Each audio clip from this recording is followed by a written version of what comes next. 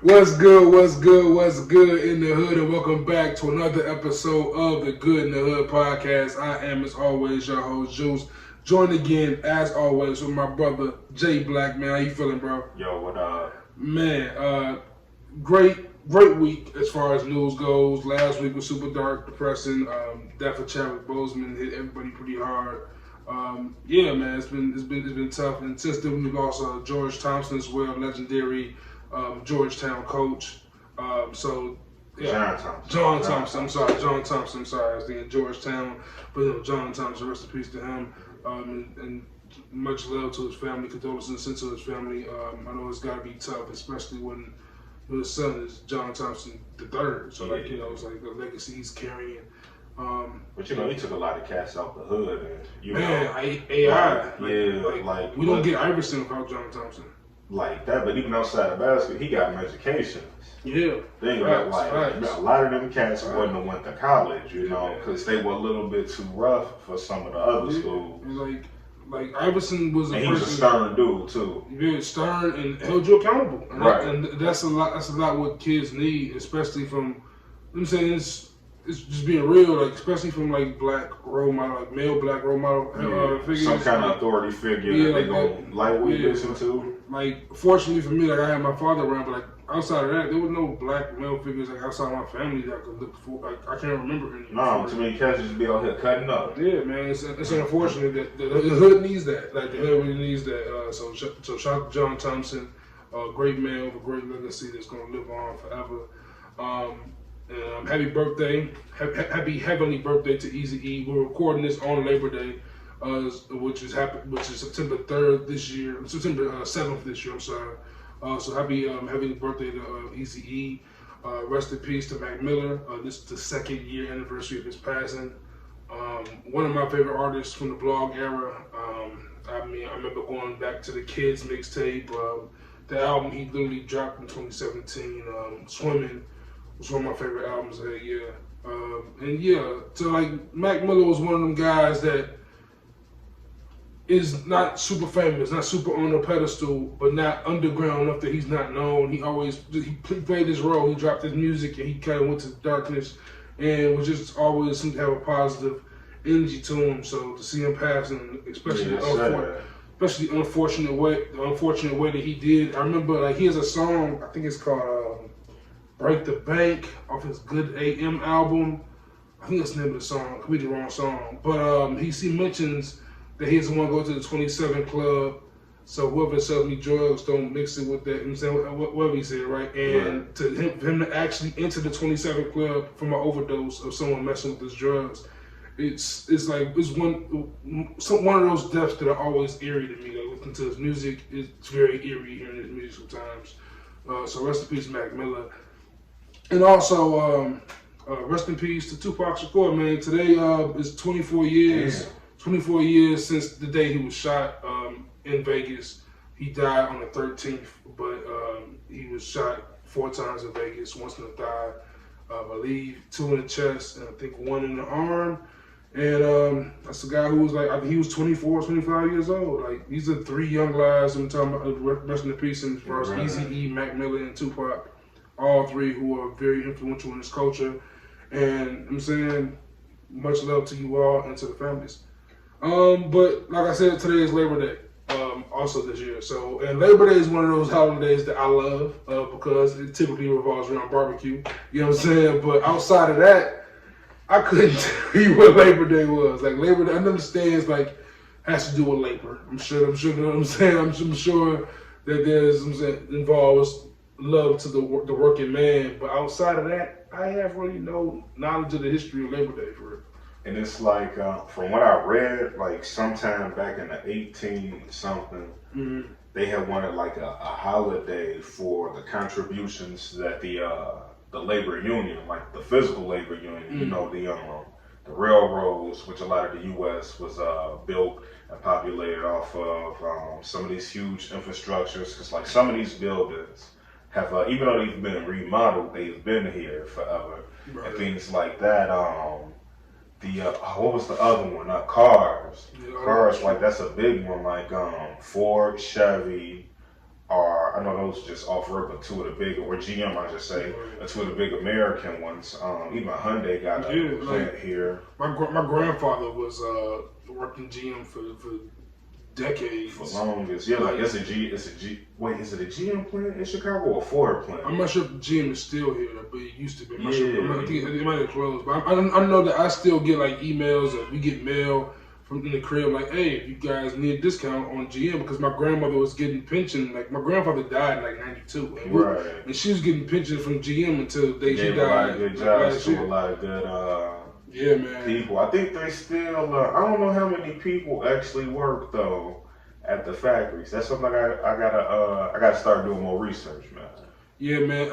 And like I saw a tweet earlier because going back to me not really understanding what Labor Day is about. Right. But the person was like, just so you know, the police union is not a labor union. Happy Labor Day. I was like, damn. No, like you know, like when we talk about this, we talk about like, you know, physical, actual back-breaking labor. I tell you when I even throw in there, like people will never remember. We were talking about the lumber industry earlier, and the people who come and chop the trees down, whether they work for the city or the county or whatever, like that's a appreciated service. Because some of these newscasts I done seen, they them damn branches will fall on your car and damn to destroy your shit. Every time like we drive, like me and my pops are driving in the E-way or something, and we like see them dudes like building the bridge, whatever, the viaducts. Be like, man, that's where the money is. Like.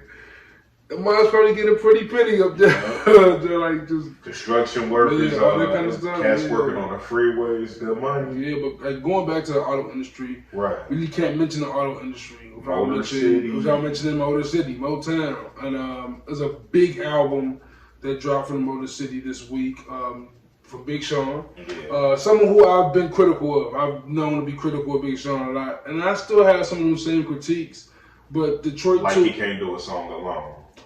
Not only that, like for me, like I can deal with a feature-heavy album.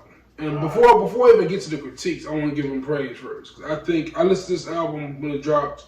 I think I listened to it back-to-back like 3 times. And I'm like, this is a solid project from Big Sean. Like this is probably Big Sean, to me. What is a better project? This is probably his second best project to me. I like I Decided, but I Decided for me was one of them albums I just tossed. But like the one Dark Sky Paradise with Blessed on it. I'm so blessed. That joint, like that album also very fucking feature heavy.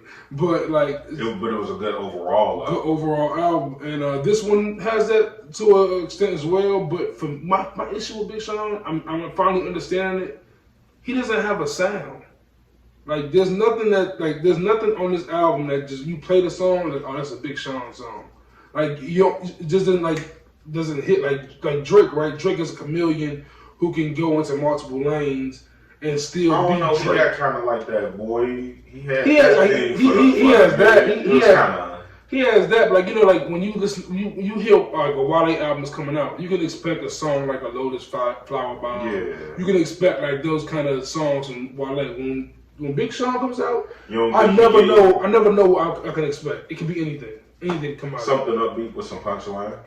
Yeah, something upbeat with some punchlines, but like that's not really a sound. Like it just like. No, I think that's his. To me, that's why he's man. You're just right there at that second tier. Yeah. And he can make it all the way to the top of the second tier, but you'll never be that top tier. But why I love this album is I think what he can do to make himself in that top tier is find a sound or not even like find a sound by doing what he kind of did here and leaning on one producer mainly. Like Hit Boy was I guess the main producer on the project. I don't think he produced everything on it, but I think he was the main guy. And Hit Boy did a good job as far as like just building the project for Big Sean. Like even that the final song, not the final song, but the one Friday Night Cypher. Like Hit Boy made that beat, and you know that beat is flipping grinding, it's flipping we gon' make it all kind of shit. Yeah. And like and for what a lot of Detroit. Weren't that all of them dudes Detroit? Because I don't know everybody on that. Yeah, they all was. It was Bodie James, Sada Baby, Cash Doll snapped. Cash Doll snapped. Now, bam, going back to what you were saying and what I said. when chicks rap better, and like, you know, she had a little bit of everything in her. Cause you know, she threw some pussy lines up in there, but like she was hitting with some balls. Yeah, like Cash Doll to me reminds me a lot of Chicago's Dreezy. Like Dreezy. Yeah, I think Dreezy be hitting. Yeah, like Dreezy don't give you those like pussy bars, whatever. Like I can deal with that. You're a female. You should feel free to rap about that. But that's not all she gives me. Right. And she also gives me some substance or something else besides that. Right. Like no disrespect to Cardi B, but like when Cardi B comes on, I know I'm expecting from Cardi. I'm getting, but I'm just getting at such an elite level. Yeah, you know what I'm saying? It's definitely an elite level, but I'm not gonna put it in my car. I'll be in the club banging it. Right. You gotta acknowledge it for who she is. That's definitely acknowledge the greatness of Cardi B. But yeah, going back to Big Sean a little bit, like it was some big features on it, some big features, and beyond the features, it had the interludes that had Dave Chappelle, it had Erykah Badu and Stevie Wonder, bro. Yeah. Stevie Wonder, and like I gotta give respect, and like my homie Vic is from Detroit, and he's talking about the history that's in this album. And me not being from Detroit, I don't hear the history like probably he does, but I can appreciate the quality of the music. I just think Big Sean is kind of just meh. Like, you know, it's kind of meh. He one of them dudes, like, when you talk about Big Sean, you go, yeah, he's a good rapper. Yeah. And like, you know, you leave it there. You don't argue nobody down for no damn Big Sean. And if you do, you're a fucking fool. Like, I would tell you Big Sean is a good rapper. Now, if you're gonna come back, if you're gonna combat that with Big Sean is great, I'm gonna be like, this conversation cannot extend. Don't come to me with him in your top 3. For real. Like, for real. Nah. Like, if you put him in the category of the Drake, Cole, Kendricks, you're crazy to me. Like, he has to be. That mean you had to go past Drake, Cole, Kendrick, Tupac, Jay-Z. No, I'm just talking about his era, but yeah, you go that far. Let's call it. You have to go through so many other better people than him. It's even new people. Yeah, better than him. Like for me, when I do my top 50, me and Smooth do our top 50 greatest artists list, and for mine of all time, I'm talking about like for me, only put like 5 cats from this era in that top 50 list. It's Cole, it's Drake, it's Kendrick. I think I got Meek Mill and Nipsey in the bottom, like in the 50. There's no way I can argue putting Big Sean there. Like first off, like Big Sean has good albums. Like I Decided is a good album. Dark Sky Paradise is a good album. This is a very good album. Not classic. You could put him anywhere you want. Top 3 for me. If Big Sean top 3 for me, then I'm gonna be pissed because you done went out of your way to do, like this. Like okay, so say you don't listen to Biggie and Pac, right? But it's still kids now. They've heard of Jay-Z. Yeah. You somewhat heard of Nas. You definitely know who Drake is. You know who Kendrick, Kanye. There's no way. Like you've went out of your way to go. Big Sean is great. You're a fool. Honestly, I would give somebody a sideways look for putting Big Sean in their top 10. Like. If you put me in your top 20, that's fine with me. I mean, Big Sean could be just your cup of tea. I can respect that. People who don't agree with me on my Joe Budden take. I put Joe Budden pretty high compared to many people. So I get that. If you want to put Big Sean in your top 20, I can respect you. If he in your top 10, 10 is crazy. 10 would be crazy. I don't know, but he might know. I might know a couple people when he cracked their 15, and he might be even close to 10. If I see Big Sean in your top 15, I'm going to have to ask you a multitude of questions. Hang on. In their defense, if this lets you know anything about them, they also think like that dude Tech 9 is cold. You know how I kind of feel about Tech 9. Hold on, that's the battle rapper, right? Not the battle rapper. All right, not that Tech 9. The other Tech. That's a nasty nigga. Rest in peace, I guess. But like Tech 9. Even with him, like I think Tech 9 is very eccentric, and I can't listen to Tech 9 for real. But no black person I know can. The one that gets me is his homie, the fat dude with the eyeliner like Viscera. That's the one that is the wild one. Bro, Tech 9, at least I heard him on a Lil Wayne song here and there. Right, here and there. But it's kind of like, I don't know, like Big Sean just... Yeah, Big Sean, like, to me, I hate to say it, this is damn near worse than saying somebody's bad, but it's true. I think he's just average. He's an average rapper. He's like a corny, I say it all the time, he's a corny version of Fabulous. So when I say corny, I don't mean like he a lame, but I think he just he tries to do what Drake does with being a chameleon and being different sounds. But when he does it, it just never seems organic. He does his thing. He does his thing. Yeah, it's like here's a song on the project Lithuania, right, featuring Travis Scott. And I'm like, okay, you know, because he kind of, it's almost like, man, I see you trying to mix with Trav to get with his sound, but you know, at the same time, like, hey, you know, like, honestly, you ain't gotta rush these albums. We wouldn't even wait on you, bro. Honestly, I really think rappers who want to collaborate with Travis Scott should just get on Travis Scott songs. Because when Travis Scott gets on rapper songs, unless you like Drake or Kanye or somebody like that, it tends to just end up sounding like a Travis Scott song. Right. You gotta know how to take a Travis Scott on. Yeah. Get real high. Yeah, like even like on the song with Young Thug and J. Cole, The London, like Travis Scott blended in well there. But like on this song, it sounds like this is just a Travis Scott record. Like, and I mean, if it makes his album, you know, I wouldn't be mad. I mean, of course it makes your album. It's going to be a hit with Travis Scott, but at the same time, like, to make Travis Scott album, I wouldn't be mad. You know, sometimes it'll double up on two different albums. So here's the big question, right? Because this is, for me, in 2020 and just modern times in music, there's so much music that drops that it's hard to revisit an album. So I'm gonna ask you a serious question. Can you see yourself revisiting this entire album? No, not the whole thing. Not the whole thing? Mm-hmm. And I let me pull it up. I'll tell you what songs just With just meh. Like I give it one thing. Wolves. Like, Wolves. Yeah, it's kind of meh.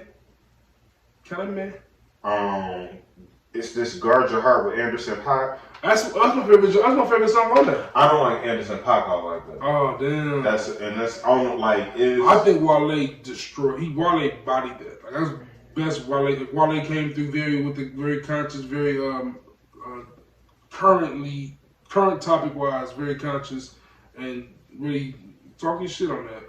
But yeah, I can understand that. I guess. Feed the baddest. I can take him or leave him. Yeah. The one I was surprised I was surprised how much I liked the Zinda Fuck Out song. I really like that song, the ZTFO. Like, I was surprised how much I like that song. Not as much as I was surprised I like that Time In. Okay. That one kind of, and you know what I went now. Here's Big Sean out of his realm, and he fit into the song nice. Like whoever that was, he was I think it's just said 2088 or whatever. Yeah, that's SM Engineer Aku's group. Yeah. Bam. Like what him and her meshing like that. It meshed pretty well together. That works. Like, people like knock their group in, but I actually like Big Sean in that element. I can respect that. Like, okay, Big Sean, I see you here. The intro was hard to me too. And other than that, if I ain't naming just then, like you know, I'm like okay. Yeah. Even the I downloaded 5 of them. The Nipsey song I like because it's Nipsey, but literally Big Sean verse is horrible to me.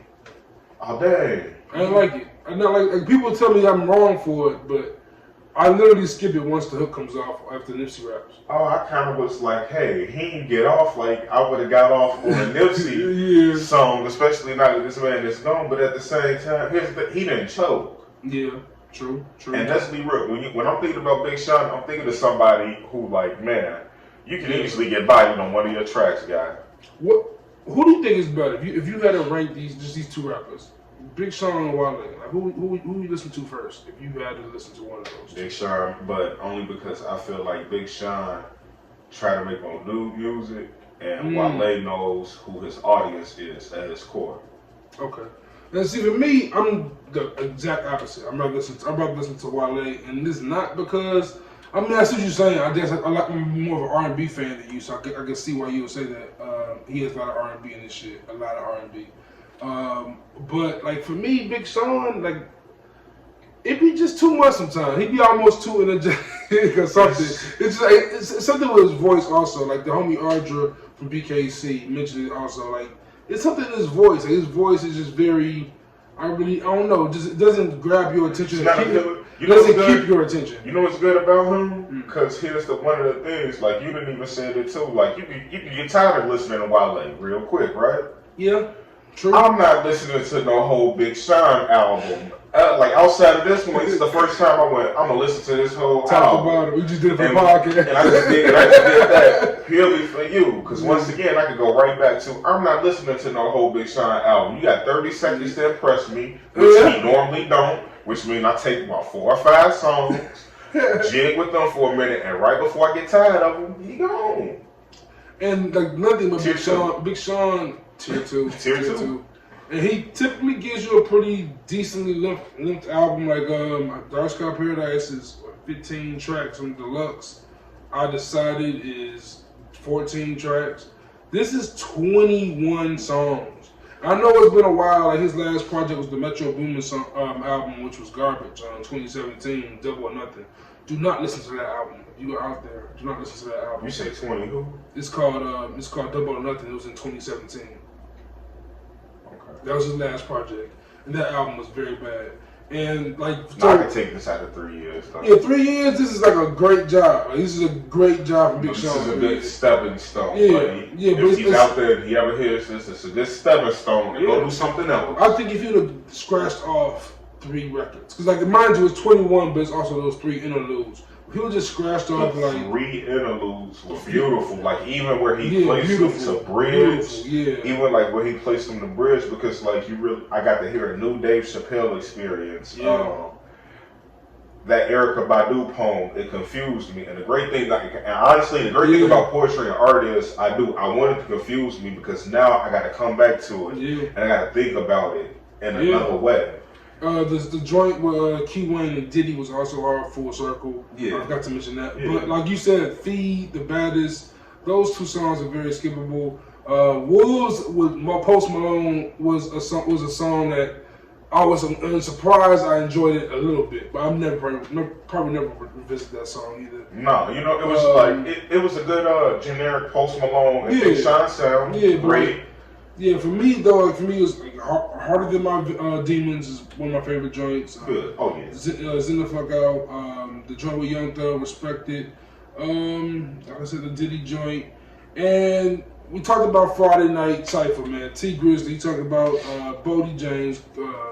We got Cash Dog, 42 Doug, and you gave mad props to Sada Baby. Sada Baby. Right. He got like I don't know. I've always admired like these kind of jokey and comedian styles, and you remind me of something else too, because Big Sean dissed Oprah 2 times in that, and I'm gonna go back to that. But real quick, Sada Baby, he was he's comedic, but at the same time, it's like he'll shine light on a political issue right in the middle of the song. But for the most part, he is kind of that joke dude. Like BFB the Pac-Man, but I go like look at these 2 cats out of that Flint, Detroit area, and I'm like, bro, like they caught fire like that, but they not garbage. Like if you get a chance, go listen to some Sada Baby, and don't just listen to.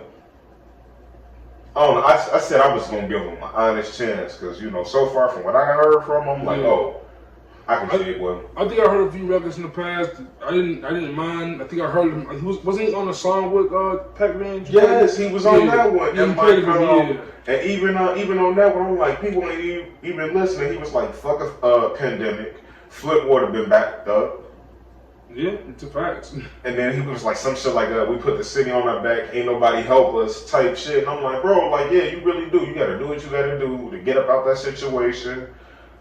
Say what you want to about Pac-Man, but the man always telling you on his Instagram, like, man, I still work my job at the post office. Like, stack up. Like, the man ain't get lazy. He got like some grind about him, because y'all out there shooting yourselves ain't gonna do shit.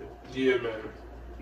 It's a fact. Only gotta shoot you if I can think of 10 reasons to shoot you, but like I can also think of 10 not to. Facts. Try to make a good decision. Facts. And then we got to talk about the song "Down Life" featuring Lil Wayne. Oh, but yeah, let me get real quick. Yeah. Talk about Oprah thing, like twice on this album, I heard him mention like Oprah and Gayle don't care. It might have even been twice on that Friday Night Cypher, if I go back and remember correctly. Nas said it on his album too. And then I'm like, and that's the thing. I'm like, this is now, so what, Big Sean, Nas, and somebody else said it. And I'm like, this is about the third person who then kind of said that. And I'm like, man, I don't know if I should be looking at her in a different way, but at the same time, I've always kind of felt like if you African American and you in the U.S., yeah, Oprah really don't care about you. Not like that. I mean, like, honestly, like, for me, it's always weird when it comes to these kind of things because I'm a Kanye fan, so I really can't. I'd be a hypocrite to. I feel like I would be a hypocrite to knock Oprah, but I do feel that way. Like I feel like Oprah has always kind of held her nose up to us a little bit, like almost like I remember back as being a shorty, like her and Bill Cosby were always the two. I looked at like, damn, like, y'all don't fuck with us, do y'all? Yeah. Like I remember her not wanting to get Ice Cube on her show because she don't want to interview rappers, and then until Jay-Z became like close to being a billionaire, and that she want to be hugged up on rappers all of a sudden. And so it's always one of those things that rub me off the wrong way. The Gayle King, her comments, just just always, just not for us. It feels like, and it's tough. She did that R. Kelly interview, and I really went, this is not gonna make the situation, but like, and it did nothing else. It made him more money, and I went like, this should be. It's like, why don't you go interview Harvey Weinstein? Like, why you want to give your platform to further? You know what I'm saying, but, and don't get me wrong, Kels is a nasty dude who deserves no love. But people keep buying it. You know what I'm saying, like, but all you doing, you exported off of this story of little girls getting touched. It's weird, and so yeah, like those kind of people are definitely some I question. Like we question Michael Jordan too. We question like all these celebrities who have money, and it's like I don't want to count y'all pockets, but like, man, yeah, what are you doing, Oprah? Like, you got the book club, you got this, you got that. She got like that school. Like, I really feel like maybe back in the day, she did something in the U.S. and really tried to help black people, and for whatever reason, it gave her a bad taste. And I really feel like she turned her attention kind of elsewhere. And like for me, like what I always wanted from Oprah, because like I used to be a fan, not a fan, but like me going to journalism school. I did my research on a lot of black journalists. I used to try to get informed about how they became where they were. And Oprah's story was one of the most interesting stories to me. This woman who came from Mississippi who was given no chances, considered like she was called ugly, dark, and all this other shit. And for her to do what she did with her life, I would expect her to like maybe open a journalism school for at least young black women, like something to that effect. And she's kind of always been kind of silent. Like, but then not silent, but just not seen. But then like she's so brilliant, you really can't count her out. And like, you really got to think about like, man, you never really know if she's saving or just building you up for one bam blast. But did you all know I did that type deal? Like because she's her. So like I said, you really don't know. But I don't know. Like it stood out to me that he said it. And he said it twice. Like the second and third person I heard say it. Didn't he say something like, I never thought I'd see the day my mom didn't like Oprah or something like that? And like I feel that same. Like my mom and grandmother would like diss Oprah, and I'm like, damn, I never thought I would see that. Y'all used to 9 o'clock, Channel 7, like Oprah's on, like that was like a ritual in the crib. It was General Hospital, then it was Oprah. And but like I said, but then like, and then like now that I just think about it, I'm like, but then she got the Oprah Winfrey Network, and I'm like, man, a lot of great black jobs, a lot of great black actresses. on there, right? Yeah. So like I say, I don't know what it is. Maybe we should read into it. But what you gonna say? And mentioning her, like I think Tyler Perry recently just became a billionaire, officially a billionaire now. So that's super interesting. Just the fact that it's almost becoming normal now. It's kind of like, oh man, we're becoming billionaires. Like we're finally we're in that world. So hopefully pieces start moving, and these people with this power and this money now use their influence to better just racial oppression as a whole for all of us. Well, now that I know that people finally let him stop being a dealer, I know that he could go do what he really wants to do. And I'm like, he one of them people, I was so tired of seeing him be like that and just do like some of them characters in type of movies because with a different budget, Alex Cross with a different budget and cast. Yes. Just stop starring all of your shit. Please. Yeah, man. Like that's something he has to stop doing. You gotta stop. But with different budget and cast, Alex Cross could have been really good. That's like the problem with him and Spike a little bit, man. Like, even though I love most of Spike's old movies that he did star in, I really wish Spike would have just took the backseat sometimes. Like, just shit. Bro, more times than not. Let somebody else do that like, for you. But I'm interested because, like I said, he really does have a different way of looking at things. I hope he does the right thing because I've seen him do the wrong thing a few times. Do the right thing. I've forgiven him, so let's just. And like Tyler Perry is like the opposite of Oprah to me, because like in a way, because like Oprah, I kind of like, I enjoy her entertainment, kind of like what she provided, like as was a shorty, like Oprah's on TV. I guess Oprah interviews are good. I remember watching Oprah interview Michael Jordan and Charles Barkley. You know what I'm saying? Like I remember Oprah interviewing Bernie Mac, promoting soul food. Yeah, like hot movie. I remember all this, and like so I was like. I was able to appreciate Oprah as a youth, but when I became an adult and like seeing her post her stardom, I guess, I think, come on, what you doing? And like for me, Tyler Perry, his content, I hated all of it. Like, I hated everything except Daddy's Little Girls and some of the first season of House of Pain. Like those are the only two things from I really enjoyed for real. Alex Cross would have been dope, like you said, if he had a better budget and casting and wigs. Because boy, whatever happened to the wig on that set, they did him wrong. And you shot the whole movie like that, you could have pulled the power. Fam, at least, I ain't put power on the talking point. We gotta talk about that next.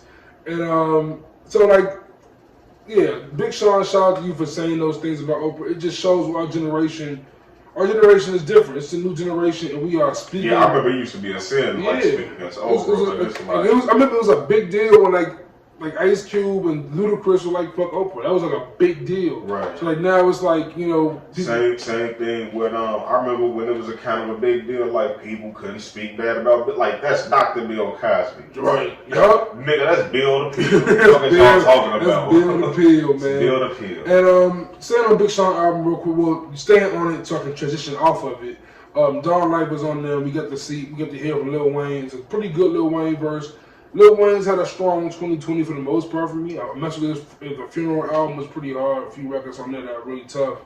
And he just released the deluxe of that album. And for some strange reason, he decided to pick this song, Big Worm, which is absolutely trash, to do a video for it. And I mean, we don't gotta talk about the song at all because we damn near watched the video on mute. On mute, like the song is terrible, but the video is cool because you see him transition from his just different images of Wayne. Yeah, we're flipping through decades. From like hot boy Wayne with the cornrows. You had Carter 1, Carter 2 Wayne with the short little dread twist. You had Carter 3 Wayne with the long locks. I'm saying mixtape Wayne basically, and then you got current Wayne with the whatever the Black Beetlejuice. What was your favorite era Wayne? Maybe if it wasn't Hot Boy Wayne, because like I say, like I kind of liked him in that setting for that learning experience. Yeah. But then also like the long dread Wayne really was kind of. It was just like, man, I'm gonna give y'all so much shit. Yeah. From mixtapes to albums. And that Wayne gave us No Ceilings, which was just recently released on all streaming services, which is dope for the new generation of kids. Y'all need to be hearing mixtape Wayne. Like Cool and Dre, this is No Ceilings. Man. I do this all day, I got bars, no railings. Man. That nigga said, watch me like DVD VCR. Like, when he said that, I was like, yeah. Alright, Wayne. Because Wayne one of them rappers that can give you them simple bars, but he just say it in a way that just, his delivery is second to none. That's the thing. The way he delivering it is like, man, let me rap my ass off for X amount of minutes. Yeah. Stop, breathe, and then right when you think like, man, I know the next track can't be that fire, bitch, better. And what separates Wayne from someone like we talked about earlier, Big Sean, Wayne is just so authentic and so like one of a kind. Like there's no one like before Wayne. The closest thing you had to a Wayne was like a 3 Stacks or maybe not even 3 Stacks really. Like Wayne was just different. You know why? Not really. You know who was kind of like that? whole different genre and era. Hendrix. Yeah. Weeknd said the best when I'm fucked up, I'm a real me. And like, let's be real, we kind of know Wayne was fucked up for all of them years. Even look at Whitney Houston. When she, if you ask me, sorry people, when she stopped doing coke, the music kind of went. Mary J. Blige, she stopped being sad. Keisha Cole got once she started being all happy and stuff. The music went like I don't know, like there's just a certain kind of thing. But also for me, is Wayne was it's so strange, right? Because I remember for me just growing up as a Super Wayne, like a Super Wayne mixtape fan, like. I remember Wayne being influenced by Gilly the Kid, him being influenced by Dipset, him being a Southern rapper influenced heavily by the East Coast, and seeing that when he became, like we listened to mixtapes like Blow, I Can't Feel My Face, Joel Santana, like he rapping different. So like him evolved into the guy that gave birth to the Uzi Verts in the future. If you listen to some of the early ones, like the super old mixtapes, like suffix and prefix, yeah, like you could really see Squad like all that hot boy shit, yeah, anything with the big time was 500 Degrees BG, whatever his album was, but it was like every once in a while, and like it's a lot of albums for people to listen through, but I just can tell you from listening to those, because I used to love Southern music, but listening through those, like. He was always trying to rap different from the rest of them niggas. Like, if you go through and listen to some of them songs, and it was kind of like, to them, you could hear, like, they was like, nah, we done found the gold, we gonna stick with this. And the thing is, it's like, you can only hold a young boy so long before he wanna fuck. And it definitely boxed him in. He talked about he was the only one in Hot Boys that was like a Jay-Z fan. Yeah. Like he talked about that in interviews in the past, so he can hear it. Like he rapped. Like Wayne was a rapper. And the thing is, it's like I was just telling you earlier about Turk. I'm like, man, when you think about it, he was another one rapping different from them. It really could have been so much more, but you know, you can't stay small-minded. You know, man. Wayne chose the drug about to open his mind. Shout out to Wayne. To the weed. Man, but nothing else past that. But what's Wayne up and what messed up a lot of hip hop, man? So y'all had the lean, y'all had the weed, everything was cool. Then y'all had to add in that pill with that shit, and everything went away.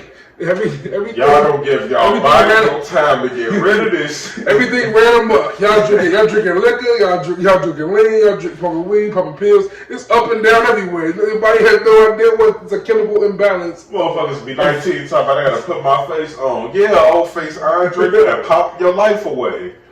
Crazy eyes, yellow as hell and shit. Crazy. Man.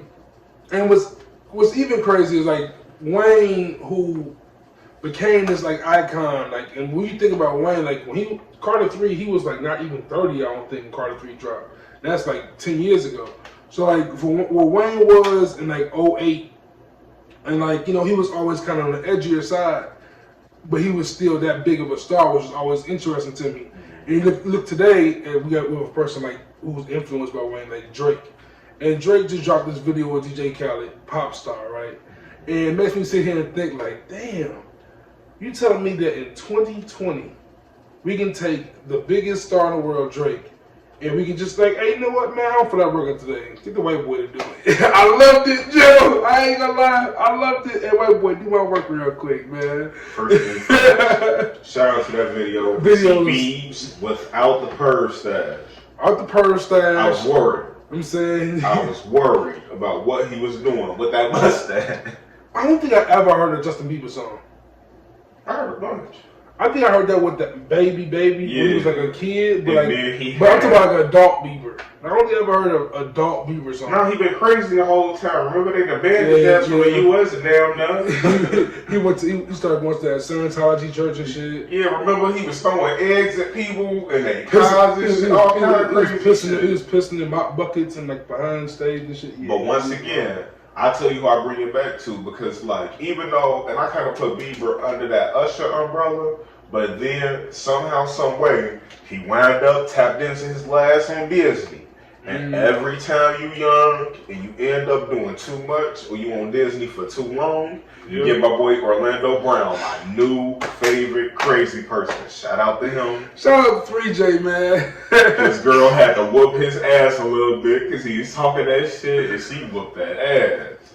Do you think Switchback is Orlando Brown is a wild boy? Wow. But switch back to this album real quick, this video real quick.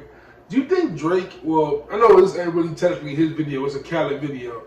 But after seeing the Live Now Carletta video, like them putting on that production in the pandemic, like, do you think he makes the best videos in modern hip hop?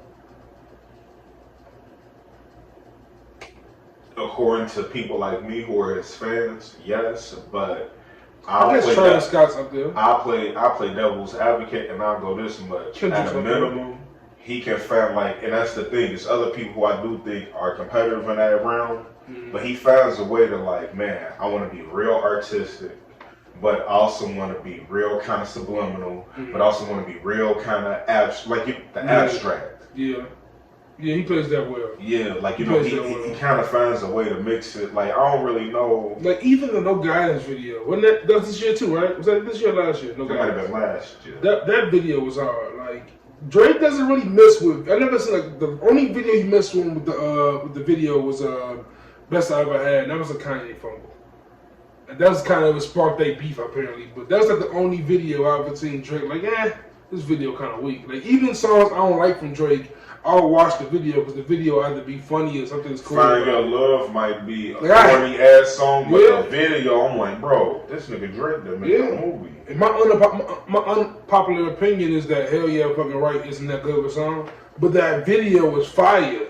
You can't even. Video is cold blooded. It's a black bar mitzvah. It's visual. Yeah. Even I love it. Come on, anytime him and Future team up. Yeah. The Life is Good video was hard. And mentioning Drake videos, talk about Laugh Now Carletta. Did you hear Drake's newest song he just dropped? It's called The Voice. He called himself Chicago Jay-Z on that song. What you think of that? I don't know how he mean it. Lyrically or love-wise. Love-wise, yes. Lyrically, I still gotta see. It's not like he feeling me lyrically. Right. Because he in his genre, he in his area, and he's doing his thing. Right.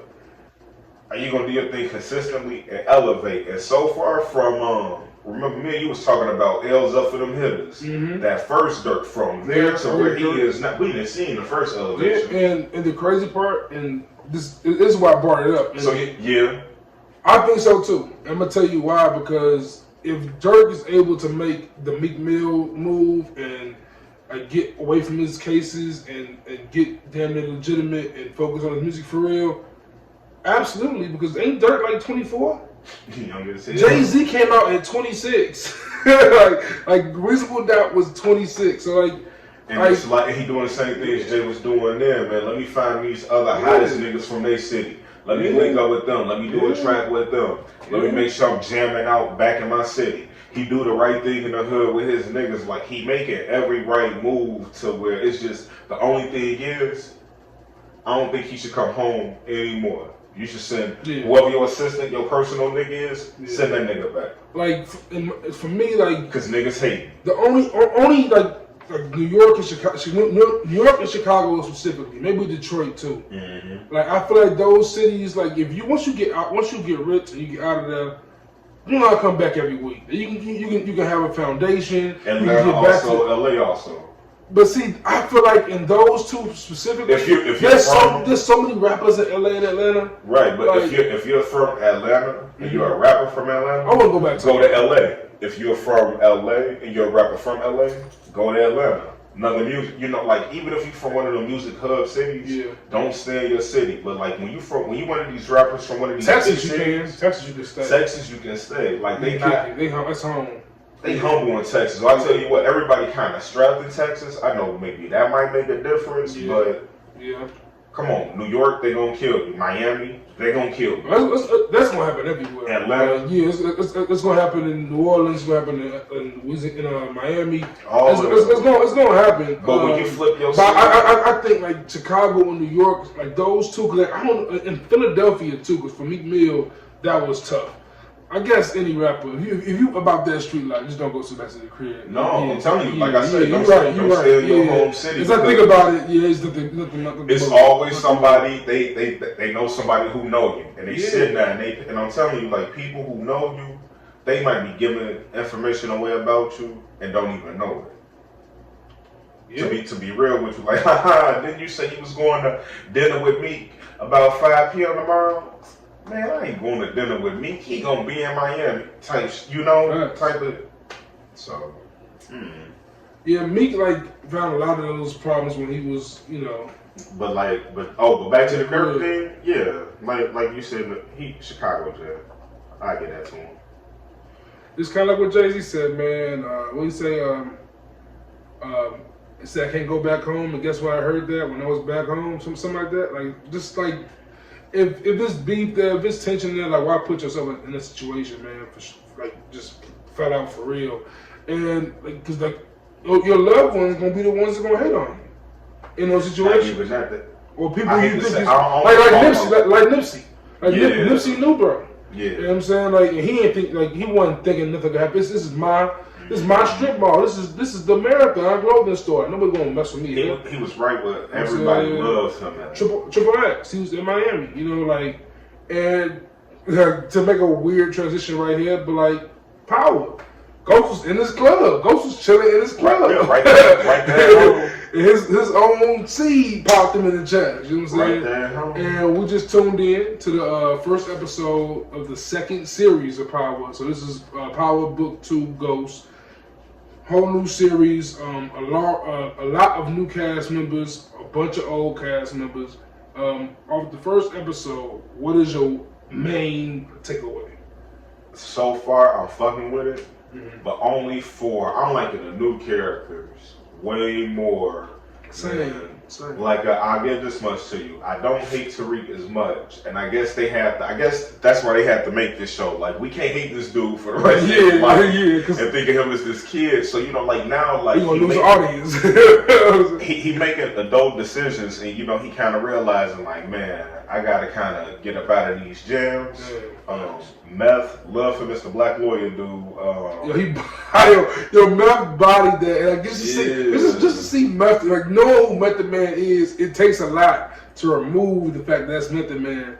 But he did he didn't get the voice inflections down of a jerky dude. Right. He really killed that. But car sales he gonna play a sharp. Yeah, he gonna pull out all the stops. Yeah, man. He gonna get a little bit rough. Mary is a thug.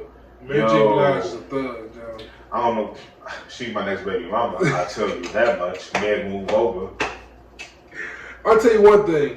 I don't to your point. I don't hate Tariq doing what I'm honestly, that last 5 episodes of the original Power, I felt better about Tariq. Tariq is making better moves up until he shot his dad. I feel like everything was all right. I get it. I get this. You have a point. I get it. But I hate Tasha. I despise Tasha. I think Tasha is now officially competing with Skylar White and Carmela Soprano as one of the worst wives in TV show history. I think she might have passed them, honestly. They messed her character up. Destroyed it. I still don't understand why she plotted the gun on dude. I go back to that, why did she do this? Because somebody had to fall. Nobody had to fall. Nobody had to. Dre was there.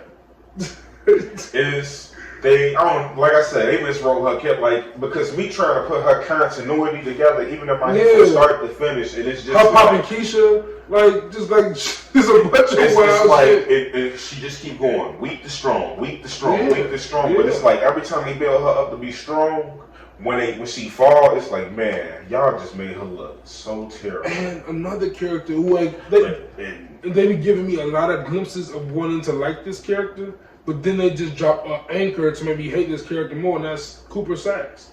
Every once in a while, I'll be all right, Saxe is getting kind of cool.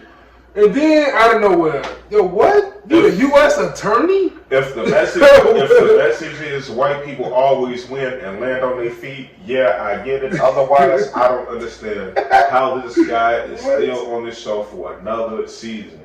And you told to me earlier, I asked you, man, how do you go from being fired as a regular old, I think he's a district attorney or a prosecutor, how do you get fired from that?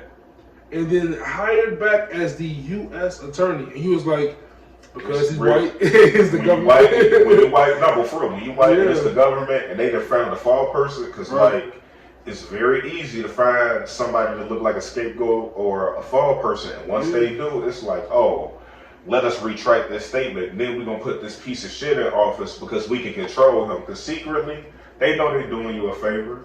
Yeah, and like now he's putting this RICO. He pretty much threw away the James St. Patrick murder on Tasha, and now they're giving her Queen Kingpin statue though. Kingpin statue, saying pretty much that she was a mob boss and she had all these hits on people, including James St. Patrick. The one message is all RICO cases are a way for federal authorities to find a way to put colored people in prison when they don't have any for real evidence. To be real with you, like now that part I do kind of get. But that's because I kind of understand that a little bit better now. But like that I thought was kind of dope. But I'm like, only thing I hate that shows do, including Power with this, is they try to get us to sympathize with these law officials for like being like forced to like do this, that, and the third. I can't, because if you don't want a high pressure job, bro, like I feel no sympathy for a person who's being forced to give this lady a Kingpin statue. No, I'm sorry, Sax. I don't feel bad for you. She's in jail, not you. Like, and after every lie you done told, after every cover up you done did, every rule you done broke. Yo, like for real, like, and forget all that. You were in the building ready to kill Ghost with everybody else. With everybody. Wait, hold on. And ain't that after you had made a deal with him? Like, come on, man. Supreme Snake. Supreme Snake. And this also got me thinking, right? Now, you know, I think us both hold The Wire to a super high standard as far as, like, TV shows. And I remember when Power first came out, everyone was like, can it be better than The Wire? Of course, it's failed, right? It's failed at that. My question to you is, Power is kind of genius for what they're doing now with these spin-off shows. Do you think The Wire could have had as many spin-off shows as Power is doing? Or do you think they could at least did one and been successful with it? They probably could have went to a different city. We could have seen some work with them, like Ukrainians or them, what is that, Eastern Europeans? Yeah, Spiros and all of them. Greek. Yeah. Because remember, he wasn't even Greek. I think they were all Polish. Something like that. Yeah. So, like, I don't know, they could have really went in that direction, and then, like, well, they could have focused on Michael. You know, but the only reason I say that is because you could go to a whole nother hood then. Yeah, true. Like, you know, because Baltimore not the only port city that moved drugs in. They move hella shit through the border. I know one thing. I was not going to watch another series of McNulty. Like, they couldn't have gave me that. Nah. They wouldn't. They would have failed if it had been following McNulty to Ohio. I was not going to Ohio. For me, he was what was wrong with policing because, you get this overzealous asshole. The worst. I rewatched The Wire, I think, earlier this year, and like, yo, McNulty was really trash, bro. Like, even from the cop perspective, like, bro, what are you doing? Like, what is terrible wrong? With evidence, even worse with witnesses. You'll use anybody to get the answer to what you want. Right? He plays the law like a game. I'm like, this ain't that, bro. That's honestly what I feel like I see in a lot of cops. Like, I feel like a lot of cops feel it as like, oh, we play like it's not that. But that's because everybody want to be a rank higher. And just the only way, like, a lot of people think in these police or even like military type worlds that you got to be smart to get higher. And it's like, no, not really. You just got to wait your turn. Even going back to the Jacob Blake situation and the guy who came up there to quote unquote protect the businesses and stop protesters and ended up shooting 3 protesters. Mm-hmm. Like, I believe that guy had a feeling that could have got him an entrance into being a police officer. Yeah. I think he really felt that way. Like, oh, they was gonna be like, man, look at this guy here. He's a hero. The rifle real good, man. Like, what? Like, nah, bro, they ain't finna pluck you out the academy. You gotta put that app in. It's like Red Dead Redemption, bro. What you talking about? Wait, no, first you gotta go be white at a frat college, pledge, major in drinking, Then, no, for real. Then you put your app in. Yep. After you fail all your classes. After you fail all your classes. Then you go to criminology. Because you're going to graduate with that 1.7. And then, as long as you're physically good, they let you, and you're not, and you quote unquote, you don't even have to not be crazy. If you're one of those people where you're smart enough to know, like, hey, I know how to not answer these questions or how to answer these questions. And no wonder they think they're the smartest person in the room. You just tricked a 20-page questionnaire. Man. Good job, big guy. Man, facts. And just switching topics entirely, man. Let's get into sports. Just to close things out. Don't get me started on the wire, bro. You know what I'm saying? Yeah, I feel the same way. I could have gone on a whole tangent. Man. But the NBA playoffs are in full go. We're in the second round now. We got four solid matchups right now. Lakers versus the Rockets. We got the Raptors versus the Celtics. We got the Clippers versus the Nuggets, and the Heat versus the Bucks. And last night we saw the Lakers and the Heat in their matchups. And the Lakers came back after being down 1-0. LeBron got criticism for not scoring at all in the fourth quarter of the first game. Right. Second game, they started off with a 20-point lead in the first half. And LeBron goes full clutch LeBron. Even Skip Bayless had called him clutch LeBron. What are you excited to see? What do you expect to see play out in that series? I think LA winning, but I tell you what, they play so wishy-washy, bro. It's like, man, y'all really gonna come out and hoop? And it's like, like once they turn it on, it's on. I got it. Yeah. But the thing is, it's like second series in a row, y'all that came out that first game, And the thing is James Harden, he one of them people, he turn on like cruise control or automatic. It's like, yep, let me get out there and score. Pretty much, yeah. Yeah, and Westbrook, of course, is that way also to a lesser, Westbrook thinks he can just do it anytime. And if he not, right, and that's the thing, if he not so inconsistent in the three, then I don't know how this series. Inconsistent with the three and inconsistent with playmaking. Mm-hmm. Honestly, they're going. I guess Harden wouldn't say this, but that nigga misses Chris Paul. Chris Paul, I feel like would be a better situation for them. He gonna see if a shot there, and if not, he gonna see if he can set it up first. Yeah, and he's more consistent as far as a scorer. He's more consistent from playing his role. But don't underestimate Russell Westbrook. He needs the ball at all times, though. He just can. Him and Harden both need the ball at all times. There's only one ball.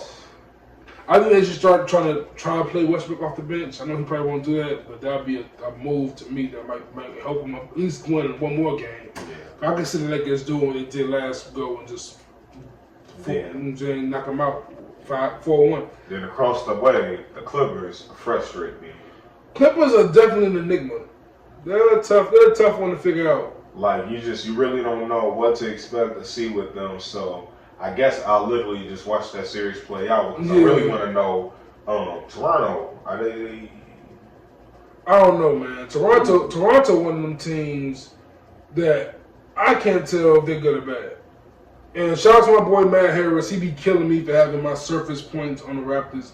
But to me, the Raptors are a very surface team until the last game, which, for instance, the Celtics are up 2-0. Right. And I'm thinking, all right, the Celtics finna go 3-0. In game 3, they have a chance to go up 3-0 and just make a stupid play and allow the Raptors to pull it away.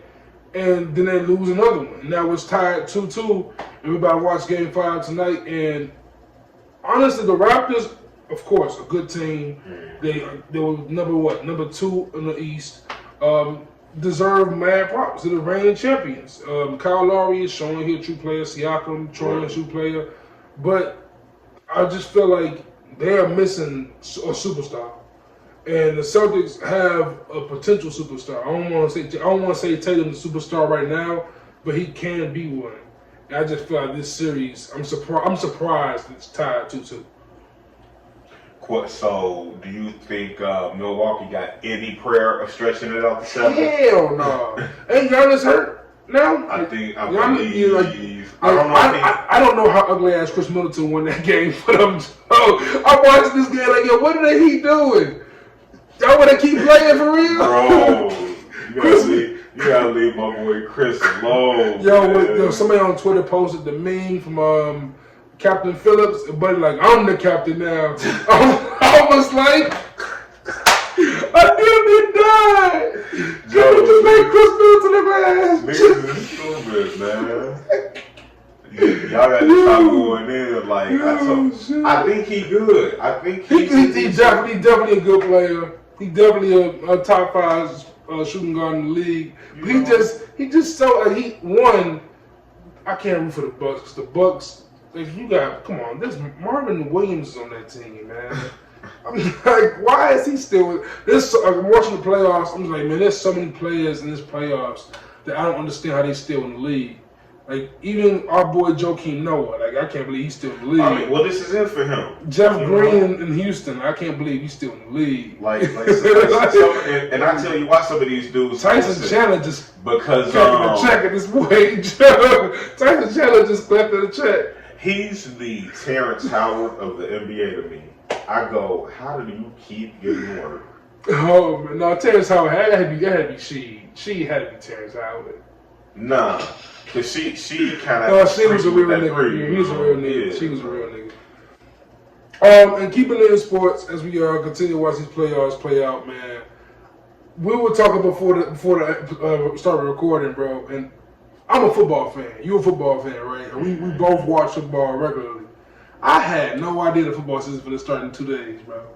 The season starts Thursday. Today is Monday. 2020, longest year ever. Nothing makes sense anymore. Dates don't fucking matter. East is west, left is right, all that shit. I'm like, hold on, football finna start? Damn. Bro, I have a fantasy team. I haven't even looked at this team yet. I paid the dues. I just had them on auto draft. I forgot all about football. I forgot all about that. Honestly.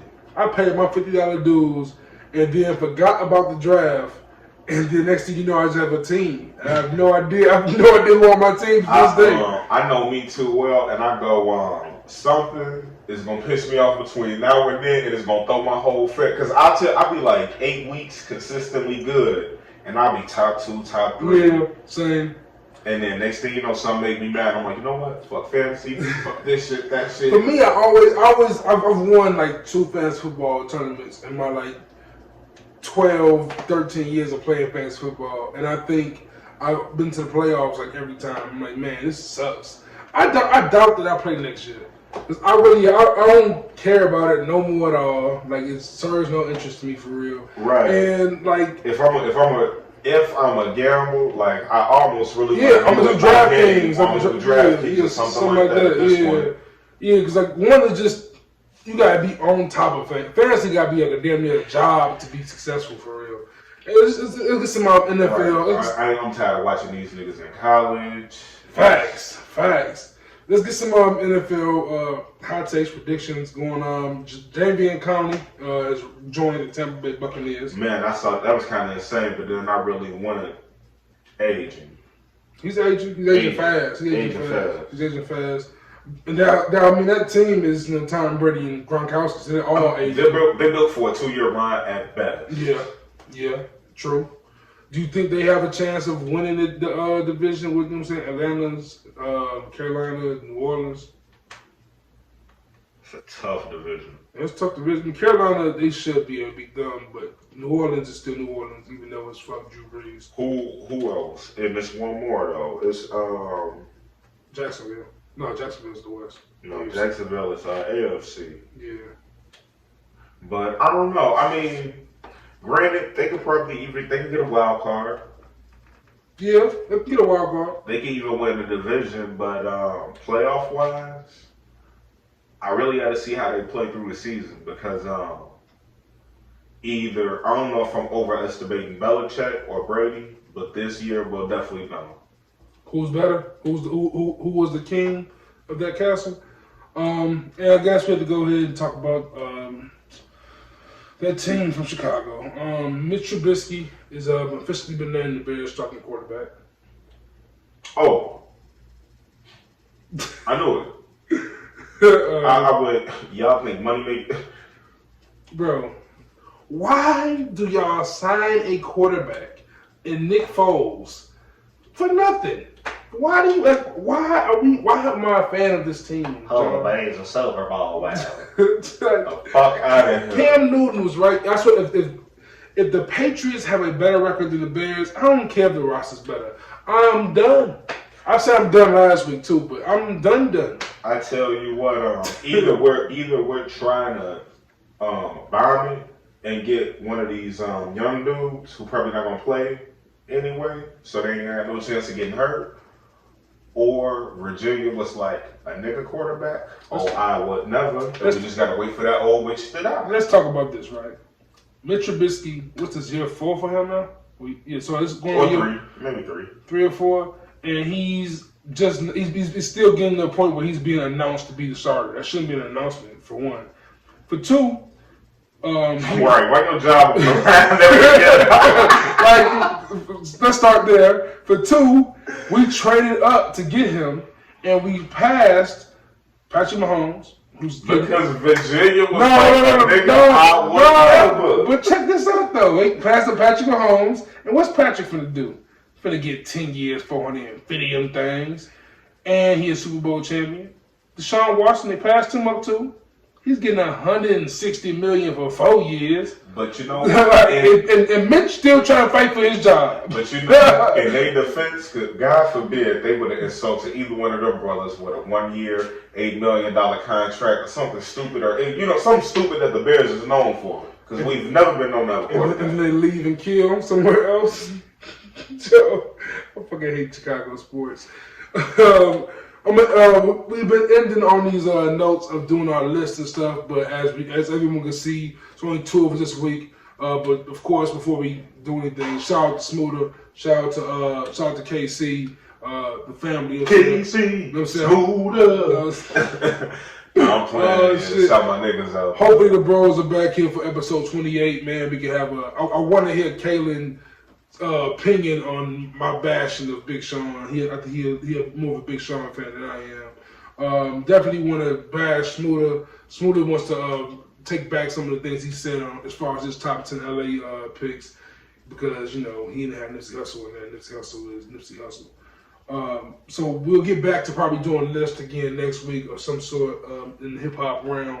But this week, man, my homie Burlo was brought this topic up to me, man. I was like, I gotta ask John this, because you a bit of a tech guy like I am. I'm saying you know your tech. I like stuff. You know what I'm saying? You like stuff. I'm saying if you can think about any extinct technology, like not even necessarily extinct, but something you don't ever use or see a need to use right now, it can still be a thing, but you don't ever see yourself ever buying it.